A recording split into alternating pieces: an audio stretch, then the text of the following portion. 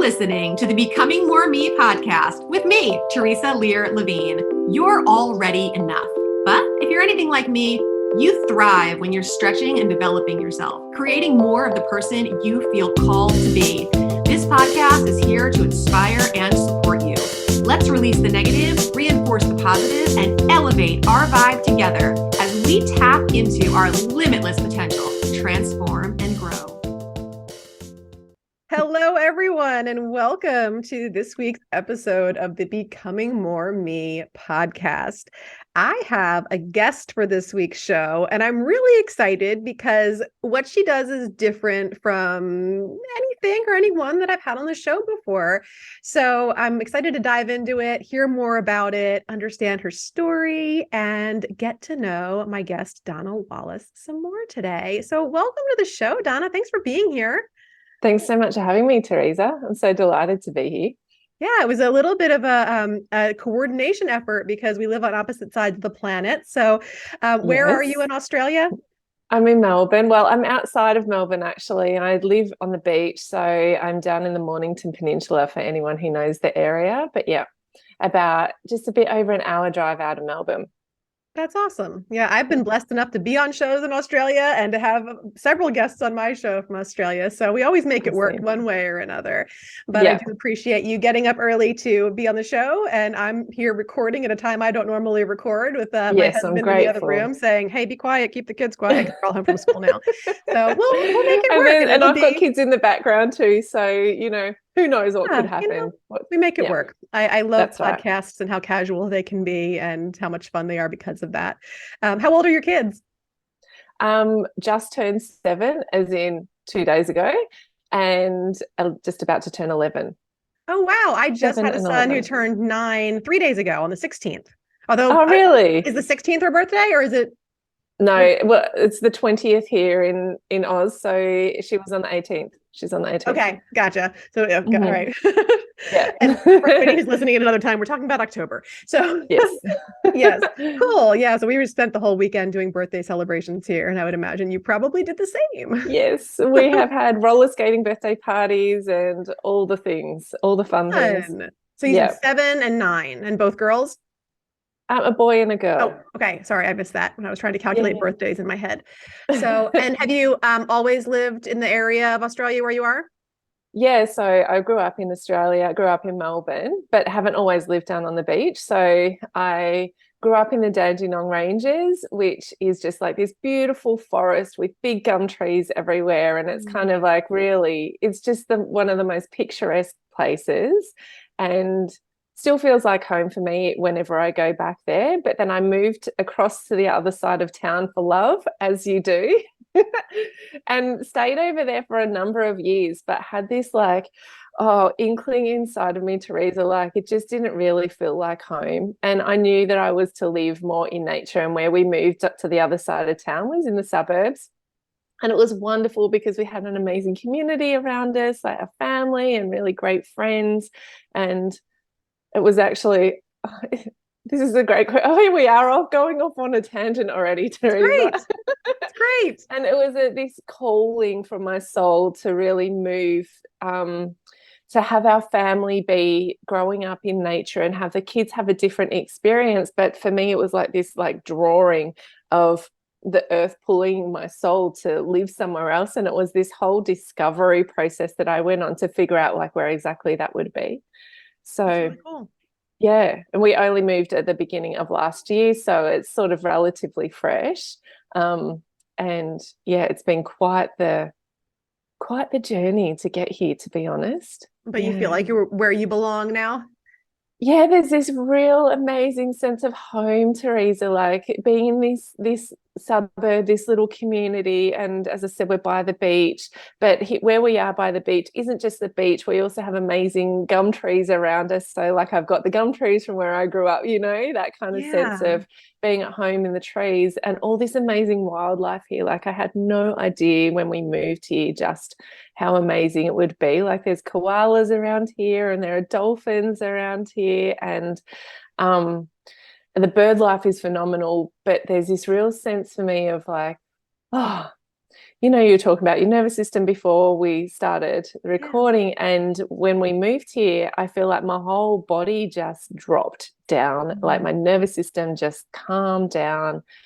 My pace of life is slower, and there's this real sense of settling into my body and into the earth, and Yeah. finding this place as home is like, I think that we go on these journeys of finding home within ourselves, right? Like I think so many of us, I can see you nodding, like we know what that journey is, to find home within ourselves, and then to find home within our environments is like a double whammy of goodness.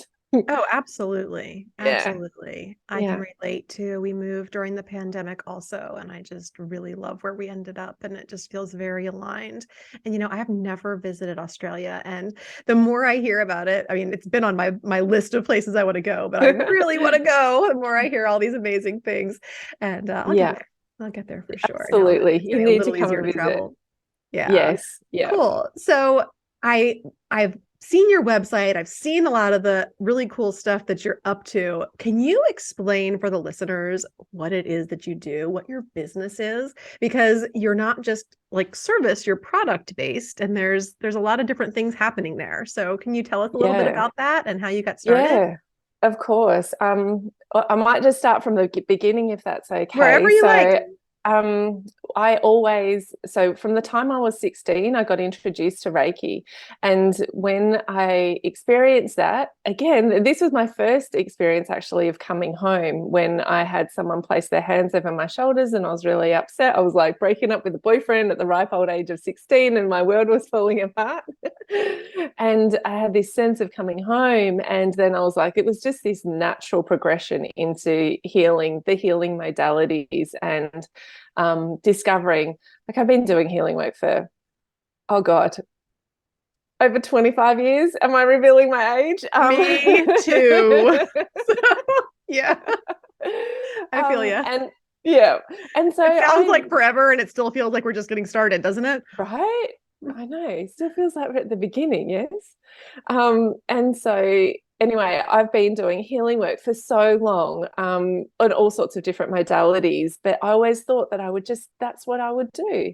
And then early last year, I was in my teepee. I have a teepee where I do my healing work, and I had this download come through from spirit about, uh, okay, let me go back a step or two. I could feel before we did that big sea change move that there was something that wanted to come through in my business, Teresa. And I just thought like maybe it was another big course for me to run, or like, something kind of big and juicy. Yeah. And I just thought it would be sort of something similar along the lines that I'd already been doing. I imagined that I would be doing my healing work forever. Like I just thought I would do that forever. Um, and then what dropped in when I was in the TP, before I could even think, was this word of like, so I asked the question, or the question was asked, what is it that your business wants to bring through? And I was connecting with the soul of my business. And without a moment to even think about it, the word that dropped in was products. And I was just like completely bewildered. I was like, what do you mean products? I can't reconcile this. This is such a surprise. And then I was shown in that moment, like in that time, in that TP over that next hour, I was shown this whole beautiful business that wanted to come in and be birthed through me. And then over the course of time, I've like, fleshed it out and developed it and brought it to life. But what I initially saw was a ring being sliding onto someone's finger. And when that ring was put on their finger, energy ripples went up their arms and into their body, and their whole energetic field lit up. And I was like, whoa, like, what is this? And when I looked down, I had another moment in that like download session of looking down on my hand and seeing, I'm looking down on my hand right now, and seeing an aquamarine ring, and it looked like, a large aquamarine stone. And I was looking at it and I was just like, whoa, like, what is this? And so when this idea or this divine download came through, I really couldn't even believe it, to be honest. It was just so far from what my reality was of being a service-based business.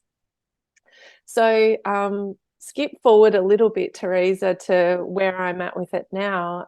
Basically, as you said, it's kind of a combination of service-based offering, but also a product. And what I do is I custom make rings for people's souls. So I take people on this journey of, I call them blossom sessions, where I have people really connect with their incarnational star. And this is an energy center that not many people know about or talk about. We all talk about the chakras, but we also have this golden star that sits within our bellies, and it contains our blueprint, our soul map for this lifetime. And so in this blossom session, I help people connect with their incarnational star, their soul. We start to activate their soul for this lifetime and see like what really wants to be expressed. Like, what's this next experience and activation for this person? What is it that you want to experience and express in your world and in your life? And it's this deep dive into your soul that is so unique and so individual. And when we start to explore that, people have all sorts of different experiences, as you could imagine, Teresa, because we're so unique, right? But when we do go into that, often what happens is people see rings on their fingers, and they experience like themselves in color, and they experience themselves like this, like their inner absolute truth. And it's so beautiful to witness, Teresa. Like, it's so beautiful to witness people in that their purest state. And so it's so beautiful. And then it's really like a culmination of all the healing work that I've done over the 20 plus years, you know. And then what we do, or what I do, is I intuitively choose gemstones to match the frequency of people's souls. And then we go through this amazing gemstone selection process, and people have this like resonance with the stone. So it's so funny, Teresa, like people are like, oh yeah, that one's nice. Oh, that's pretty. Ooh, that could be it. And then they see the one and they're like, oh, like, oh. Sometimes people go quiet. Sometimes people cry. Sometimes people just get like this beautiful little smile on their face, and they're like, oh, I can feel something with this, Donna. And I'm like, yeah, me too. And then so when they're doing the selection process with you, is this virtual? Is it in person? Like, how does this play out? Yeah, so we do both. So I do it over Zoom for people when obviously we can't be in person. And it is phenomenal how you can still feel it. I mean, we know about energy, right? We can feel it whether we're in person or not. And so I do it via video. And it really is that energetic match. They know what their soul frequency is. So what they're looking for in a gemstone is the perfect soul stone, like soulmate stone match, right? So it's just a feeling experience. And then when I do it in person, I don't let people even look at them, even though we think rings are all about how pretty and beautiful they are. But I get them to close their eyes and hold one gemstone at a time and just see like, and how does this feel in your body? What does this do? People are like, oh, this feels like it opens up my heart, or this feels like the different experiences. And then when they get the stone again, it's like, oh my gosh, oh my gosh, Donna. So yeah, we do it virtually and in person, and then we go about the process of like crafting the design of the ring, and getting to choose whatever beautiful gold or platinum or whatever it is that you want it made out of, and yeah, the design. And then what happens is after it's made, so they're all handmade with like such integrity. I don't make them because, Teresa, I know what I'm good at and I know what I'm not good at. Yes. So who does make them, or where are they made? I have an amazing jeweler who has like 30 years experience, and he's based in Melbourne, and he creates my rings for me. So nice. And he's just so phenomenal and meticulous and like, all the good things. So anytime I pick up a ring, I'm like, oh, how did you exceed my expectations again? Like, I knew it was going to be beautiful, but how does it get to be this beautiful?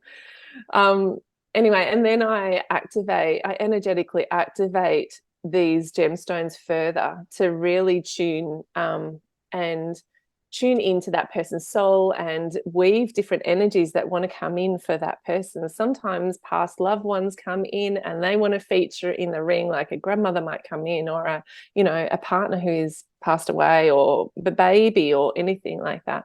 And then other times there's spirit guides, and there's all sorts of different energies that get woven into the rings. So they select the gemstone before it gets activated for them. Yes. Okay. Yes. So there's potential that already sits in those gemstones. And that's the thing, like that's what I'm intuitively choosing the gemstones for, is can we work with this gemstone? Can this gemstone do what it is that we want it to do? So it's got this base of, energetic capability, and also the ethically sourced gemstones. So they're not only like, it's like the whole kit and caboodle, Teresa. It's like they're ethically sourced, they've got the energy quality, but they're also incredibly like beautiful and stunning quality gemstones. They're, have very few inclusions in them, and they've got beautiful symmetry, which means lots of sparkle and lots of color. We want lots of color, we want lots of sparkle. So typically they're all like colored gemstones. How many different types of gemstones do you work with? So many, like lots of gems, as long as they've got the quality to be able to be worn and aren't too soft, because we know the colored gemstones are not as hard as sapphires or diamonds or rubies, right? So we want to make sure that they've got the quality that is long lasting. So all of these rings are made to be heirloom pieces. I want like my customers to be able to not just pass them down to their kids, but also to their grandkids, and like have this beautiful heirloom jewelry experience. Yeah. So, but to go back to your question, Teresa, think about every color in the rainbow. That's the arrangement, that's the assortment or variety of gemstones that we can do. So yeah, one of my customers recently, she was like, I really want, like, what my soul is really craving is like bright orange. And I'm like, I know, bright orange. And we found the brightest orange stone for her. And it is just like, out of this world goodness. What kind of gem was it? It's a mandarin garnet. Okay. And yeah, so it's this bright orange garnet. Like, you think about garnets really typically as red, and they only come from one place in the world. It's from Namibia. And in this case, we've set it with dark blue sapphires in the band, and there's this experience. So I don't know how much I should share, because, like, each person's story is so individual, but basically for this customer, there was this connection with Atlantis, her experiencing herself in Atlantis. So, and that's what happened in the Blossom session. She went back to Atlantis, and in that space, she was completely orange, like her energy field was orange, and she was rising up out of the water. And so what we've done is we've created like the orange stone as her soul rising up out of the water, was set in these beautiful dark blue sapphires. So there are a lot of like Atlantean connections through this, and it's something that is actually really new, like not, it's new but old. When you're discovering stuff, Teresa, and you're like, oh yeah, that's right, I just forgot for, I don't know, 40 years. Absolutely. We got a little disconnected over time, it seems, and we have to bring ourselves back to it. And I know that for the work that I do, a lot of times my clients need to be reconnected with their sense of guidance and intuition, because they've kind of lost it. And I would imagine that the intuitive process is a big part of selecting what people are going to, wear and everything else when they're working with you as well. What kind of mistakes or tips even would you have for people learning to use and trust their intuition in that process? Yeah, great. So in the process, it's actually quite easy because I support them and that sort of thing. But I guess this whole story is really about people following their intuition, isn't it? And I think the biggest mistake that people make is second guessing themselves, or like not trusting that first message that comes through, because it really is often that very first message that comes through that's the accurate one. And then people are like, oh, hang on a second, did I make that up? was that me? Was that my head or was that my intuition? And, particularly for people who are quite intellectual, their intuition often sits on that claircognizance, that knowing level. Yeah. And so sometimes the messages come through in their own voice. So their intuition can sound like their own voice, but like that, the biggest mistake for me when I see people and is go with that first thing that came through. Go with that gut instinct. Go with that. It doesn't matter if it sounds like you or if you think you're making it up, because always it's that first thing that comes through. Yeah. So, yeah. Is that what you find as well? Yes, I mean, relearning to trust our gut is really important. And I often remind my clients that there's a reason we also call intuition a gut instinct. And that's because we have, these receptors and these neurotransmitters and things that are actually in our gut that, are helping. It's like a second brain that helps us with Absolutely. these choices. So we all have great intuition. It's just some of us are not listening to it. And we're Yeah. second guessing it. And yeah, Yeah. that first initial instinct is usually the right one, that's for sure. It doesn't mean we can't change Right. our mind or go in another direction another time, but no, yeah, for the most part, first one's the charm. So I know you love to talk about like the magical carpet of life. So Yeah. what are some ways that you like to help people kind of get on it to take the ride, or what would you advise people of, or explain what the magical carpet ride is? To me, the magical carpet, like the magical ride, the carpet of life is like, I don't know if you have these in the States, or like if you grew up with these, but we have things in Australia called like slip and slides. You put Yeah, them in your back. Yeah, have you got slip and slides? but yeah, Like, for yeah, sure. back in the day when I was growing up in the hills, we would have like, they weren't like something you'd buy from the shops. It was a sheet of plastic and a Yep. hose at the top. Yeah. And then if you were lucky, mum would get out the dishwashing detergent so you could slip really fast. And to me, being connected with spirit, with the divine, and following my intuition is like the difference between going through life, going down that black plastic down the hill without any water or detergent. It's like, and you get stuck and you get the little birds along the side. But when I'm following my intuition and I'm connected with the divine and the earth, like to me, that's like, shoom, this detergent that like propels me, that allows me to flow through life. And to me, that's what this magical carpet ride of life can be. It's like it feels to me like it turns life into a full color version, that's sparkly and that's got definition and depth. And, we get access to a world that's beyond this 3D world. Yeah. So, and then how to ride that to me is like, we take those gut feelings and we follow them. Like we actually do the thing, we get the hint of intuition and then we make that decision or we take that action and we actually do the thing. Because it's one thing to get a hit of intuition and not do anything about it.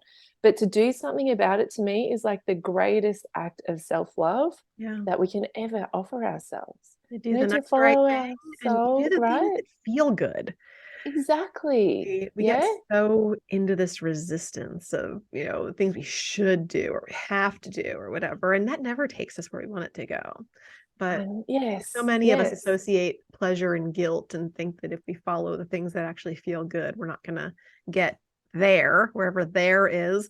The only place we have is here. So and present moment. But yeah, it's definitely it's important to be able to, spray that detergent and get that water flowing and slide Yes, on in. That's for sure. I right. love that And analogy. That's a lot of fun. yeah, and like, the other thing that I say is like to my clients and people around me, and also to myself, like if I've got a hit of intuition and I'm scared about it, like that download came in for this new business to open up, I was so scared about it. I was like, who do they think I am to be able, I'm not the person to be able to do this. Like I don't know anything about jewelry.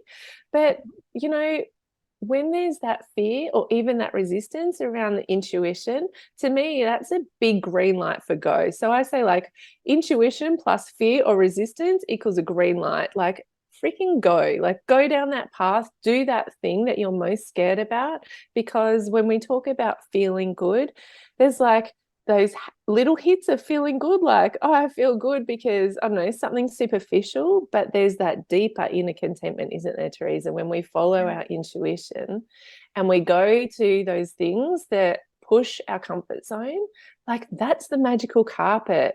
Like that ride of life is like, whoa, okay, here we go. We're at the top of the roller coaster. Oh my God, I'm scared, but I'm going to do it anyway. Like, Yeah. that's fun. That's true fun. And then like where we end up is so much better than we could ever have imagined.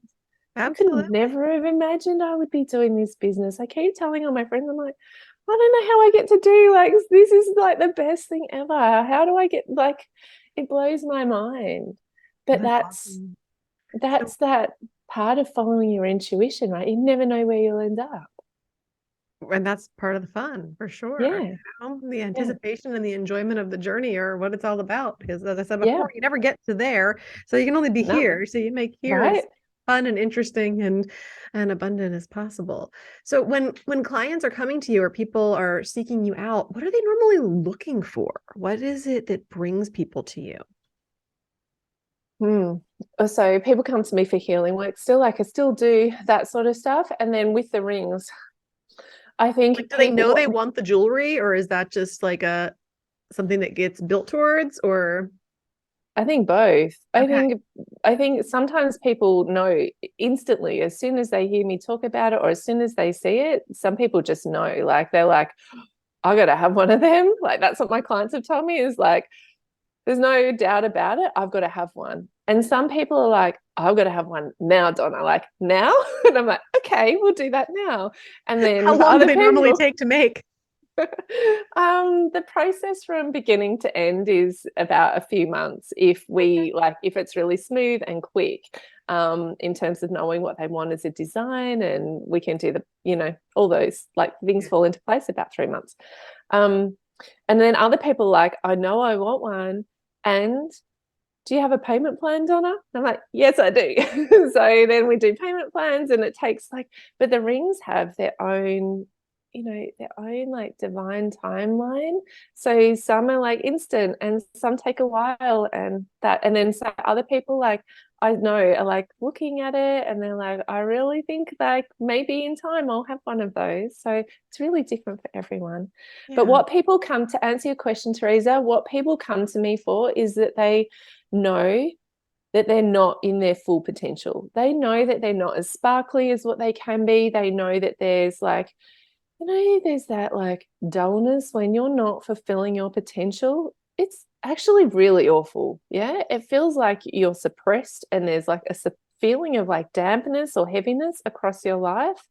And that's what people come to me for, whether it's with the ring process or with whether it's healing work. It's like, they know on some level, they probably wouldn't articulate it like this, but they know on some level they want to turn their light on, like turning up the dimmer switch. They know that they want to be their full brilliance. They want to fulfill their potential. They just want to feel deeply content and peaceful in their bodies. And that there's a piece of the puzzle missing for them. So then, do you only do rings or do you do other kinds of jewelry as well? I've started pretty well with rings. I do have a couple of pendants in the pipeline that are on their way. But yeah, typically with rings and open to requests.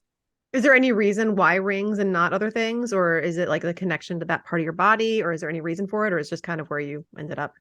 It's just where I started, and I love rings. Like I love rings, but also it was where that vision started of the ring being Right. placed on the finger. And I this is the second year in my business, so it's still like a growing and an evolving, I want to say beast. It doesn't want to be called a beast. It's like the beautiful version of a beast. But it's still an evolving Beauty and the Beast. It's Mhm. still an evolving process. So I don't really know where it will take me and what it wants to do. But all I know is like it's my job to listen. My job to listen to what people want. And so, yeah. How can the rings amplify the energy and, you know, make things better for the people that are wearing them? It's funny, isn't it? Because we wouldn't really think about jewelry like that usually, would we? when I touched on before about like reconnecting with Atlantis and my past self in Atlantis, what I truly believe is that we are like, there are so many of us that have been high priestesses and high priests in past lives, and we understand and we know what the power of crystals and gemstones are. And what we're doing is really awakening that healing through beauty and healing with frequency. And we know that gemstones and crystals hold frequency. We know that we can program them to do different things as long as it's a compatible match with that stone. And it really is that it's a frequency thing. It is about programming gemstones to uplift us and enable us to have a better experience in our lives. So we are, wearing, like, adorning ourselves with beautiful jewelry, but it's so much more than that. It's like, yeah, when I had my ring, do you want me to share about my own experience, Please, Teresa? feel free. It'd be great.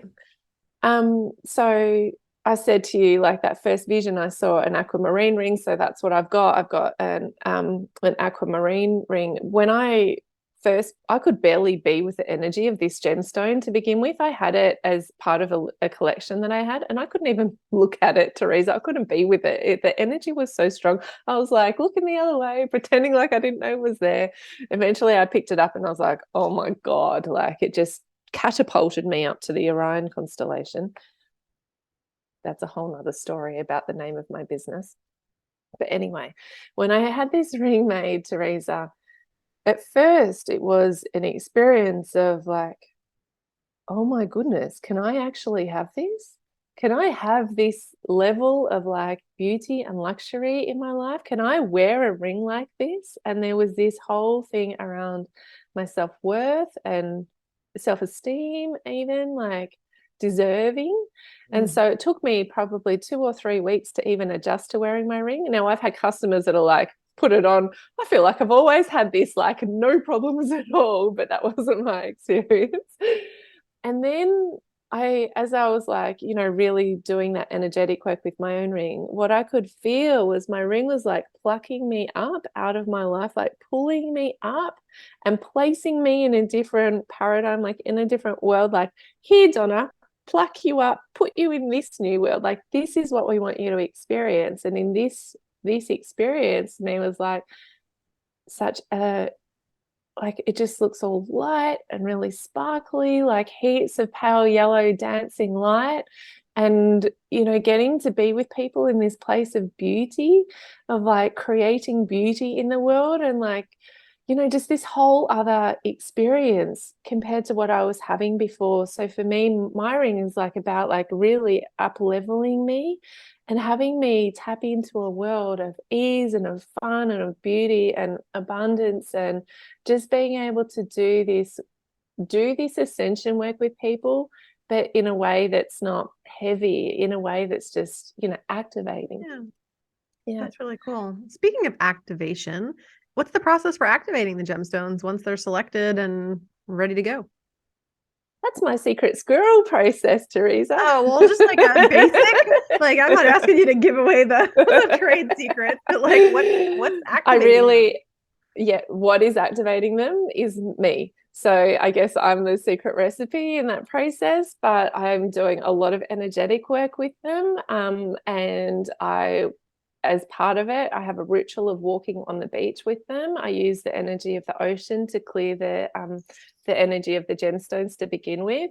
And then I'm working with that person's soul and their spirit team as to what wants to come in. And so it is an energetic activation process. It happens in my hands. Sometimes I put the ring very close in my heart space, and I have a series of different processes that I go through to activate it. And I also align it to, I have set up a House of Orion energetic crystalline grid. So this is actually a really cool part of the process that is really exciting for me. So I want to create the world's largest crystal grid, Teresa, but using jewelry. And when piece of jewelry from the House of Orion is made, I link it up to that grid. And that grid, the purpose of it is to support the ascension of Mother Earth and all of her inhabitants and habitats. So we're really like raising the vibration of the earth. And then all of my customers come into a call with me every 6 months, and we do ascension work using that energetic grid that we've created. So we recharge the rings, we reactivate the rings or the jewelry, and then we also work on this grid around the earth. So part of the process of the activation for the individual piece of jewelry is linking it into that grid that I've created, and supporting the ascension of the planet at the same time. That's fascinating. Do the rings ever need to be reactivated or recharged in any way? So I program them so they don't need to be, but when my customers come into that call with me every 6 months, which is just a complimentary part of the process, then I do the reactivations in that. I check in with each of them and I make sure, so I can do it individually and can do it in a group way as well. So yeah. So they get little fine tunings and tune ups, but they really don't need it. But yes. That's really awesome. Well, I'm really excited to hear about all of this. I think it's really fun and fascinating and a really interesting way to use your talents and put it into something that is lasting and becomes an heirloom for people and something that they're really excited to put on and wear. Is it recommended that they be worn like all the time, or what's the prescription for wearing the ring?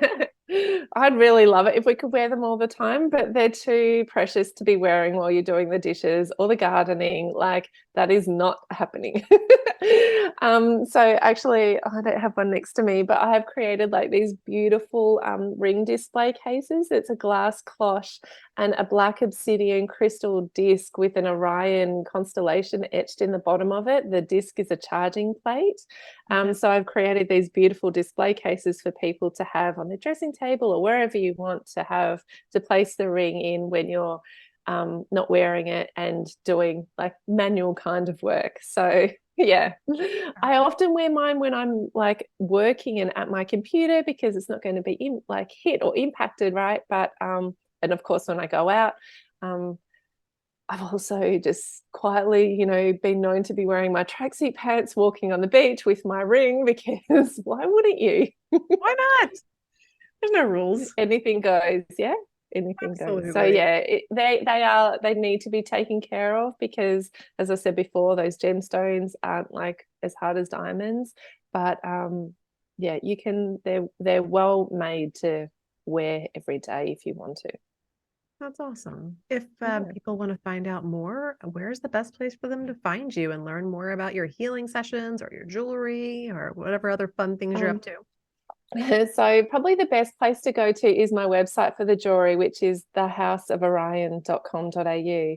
And if people are interested, actually, I offer free energy readings. They're 10-minute energy readings. And I start to tune into the true color of your aura. And that starts the process of us connecting with colors of gemstones, which could be like the perfect match for you. So you can book in for free energy reading with me for the House of Orion, or check out my Instagram page. And then I have donnawallace.com.au, which is for my healing work. Yeah. Awesome. I'll make sure all of that is linked in the show notes to make it really easy for people you. to find you and connect with you. And that 10-minute session sounds awesome and a lot of fun too. So I hope people will take advantage of that. Is there any other thoughts or things you'd like to add before we wrap things up? I just really love to encourage anyone listening to follow your intuition, because your soul knows, like your soul will lead the way to your perfect version of life, and to take that action in following your soul, because you just, as I said before, you never know where you're going to end up, and life gets to become better and better, and I think that happens when we follow our intuition. So I often say the better it gets, the better it gets to be. Yeah. Well, thank you for sharing your time and wisdom and creativity with us today, Donna. It was a pleasure getting to know you better and having you on the show. Thank you so much for having me. I appreciate you letting me ramble and talk away. I could talk Oh, about it this was forever. So perfect. thank I you love so much. stories and I love casual conversation on the podcast. I think we get our best nuggets and most fun episodes that way. So I thank you. agree. I love it. Thank you. All right. And thank you all for listening. Take care. Thanks so much for listening. If you loved this episode, please share it with a friend or post on social media and tag me so I can personally connect and thank you. Until next time, keep taking bold and brave action steps towards becoming more of who you want to be in this world. You are capable, you are worthy, and you are enough. Keep shining your light.